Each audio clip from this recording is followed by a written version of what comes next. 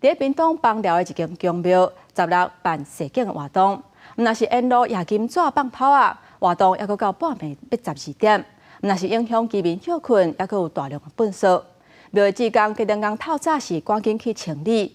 因那环保局嘛提醒，这款的活动若是无主动清理，会罚1200块至6000块不等的罚金。闹热的了警活动，金纸一直夜落来了后，大路拢是金纸。屏东邦寮一间公庙16举办了警活动，沿途的夜金纸放炮啊，沿路拢是真侪炮灰加粪扫。因为活动继续到深夜将近12点，庙西的职工17早起赶紧沿这个街路来清理摒扫。大概有20-30个吧，20-30，大家分工，沿路扫这个，沿路扫，只要昨天绕境过的地方有放到鞭炮，有造成对邻里的不方便的，那我们今天来做个清扫。摒扫了后，大路以外有一寡红色的泡灰，职工赶紧喷水来清理。阳光活动一直到深夜，唔那影响环境，也搅扰到民众的休困。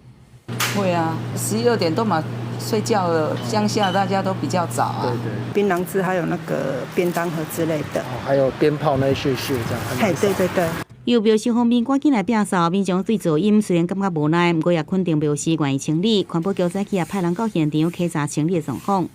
庙方在活动结束后，主动将它的庙方前面跟周边环境打扫干净，并且洗街，未有违反的情形。每一摆庙会，虽然民众拢会体谅，不过环保局也讲，相关活动若事后无主动来摒扫，依照卫生法罚1200块到6000块才罚款。提醒主办单位一定要注意噪音，也有粪扫流来这问题。记者综合报道。